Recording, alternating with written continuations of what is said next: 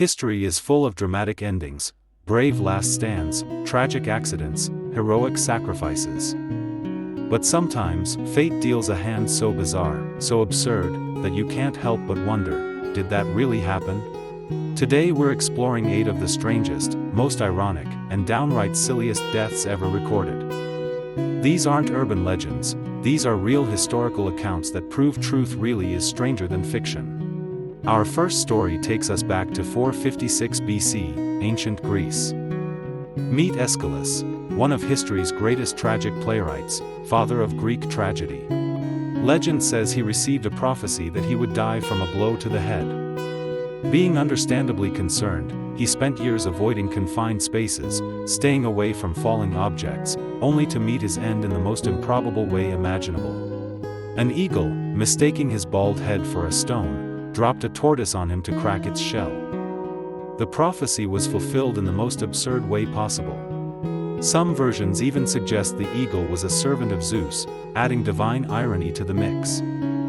Fast forward to 1601, Prague.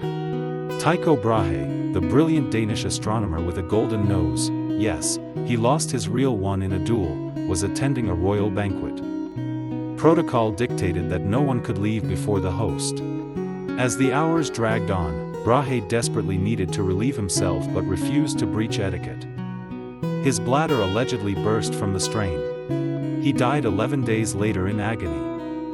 Modern historians debate whether it was actually a kidney infection or mercury poisoning, but the "too polite to pee" legend endures as a cautionary tale about the dangers of excessive politeness. 1567, Austria. Hans Steininger was famous throughout Europe, not for his politics or art, but for his magnificent 4.5-foot-long beard. He usually kept it rolled up and tucked away, but during a town fire, panic ensued. While rushing downstairs, he tripped over his own unwrapped beard, tumbled down the steps, broke his neck, and died. His beard was so famous it was preserved and displayed in his hometown museum. The ultimate case of being killed by your own signature style. 1687, Paris. Jean-Baptiste Lully, Louis XIV's favorite composer, was conducting a religious piece. In those days, conductors didn't use batons, they pounded long, heavy staffs on the floor to keep time. In a passionate moment, Lully smashed his own foot, developed gangrene, and refused amputation because he couldn't bear the thought of not dancing.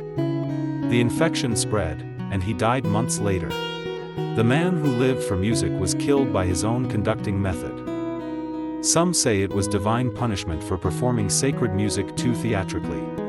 March 1975, England. Alex Mitchell, a 50-year-old bricklayer, was watching his favorite comedy show, The Goodies, with his family. A particular skit about a kilt-wearing Scotsman using bagpipes as a weapon sent him into 25 minutes of uncontrollable laughter. He finally collapsed and died from heart failure. Doctors confirmed it was laughter-induced cardiac arrest, possibly linked to a rare condition called long QT syndrome. His widow later wrote to the show thanking them for giving him such a happy final moment. Around 564 BC, ancient Greece. Eurytion, a champion pancratiast, that's ancient Greek wrestling meets MMA, was competing in the Olympics. During his final match, his opponent locked him in a chokehold. Instead of tapping out, Eurytion dislocated his opponent's ankle using his last moments of consciousness. The opponent signaled surrender by raising his hand, but by then, Eurytion had already died from the chokehold. The judges declared him the posthumous winner, the only athlete to win an Olympic event while dead. He died a champion, but at what cost? 1199, France. King Richard the Lionheart was besieging a castle when he noticed a lone crossbowman on the walls. Showing off, Richard refused to put on full armor, boasting that the shooter couldn't hit him. He was wrong. The bolt struck his shoulder. The wound turned gangrenous. On his deathbed, Richard showed rare mercy, pardoning the crossbowman and giving him money. But his men tracked down and flayed the shooter alive anyway. Richard's pride literally killed him, a medieval lesson in humility. 1926, London. Chung Ling Soo, the stage name of American magician William Ellsworth Robinson, was performing his famous catching bullets trick. For years, he'd pretended to catch fired bullets in a porcelain plate. The secret? A trick gun that loaded blank cartridges from the barrel. But one night, residue built up in the barrel, turning a blank into a real projectile. The bullet pierced his lung. His last words on stage were, "Oh my God. Something's happened. Lower the curtain." He died the next day, killed by his own illusion. Now, looking at these 8 stories, several patterns emerge. First, many involve experts or masters, playwrights, astronomers, athletes, kings, magicians, brought down by their own specialties or traits. There's a deep irony there. Second, historians caution us that some accounts may be exaggerated or mythologized over time. The line between fact and legend blurs, especially for ancient stories like Aeschylus. But even if embellished, they reveal how people across eras have tried to make sense of senseless accidents. Finally, these stories remind us that before they became historical footnotes, these were real people with families, dreams, and legacies. The absurdity of their deaths doesn't diminish their lives, it just highlights how unpredictable fate can be. And we're not immune today.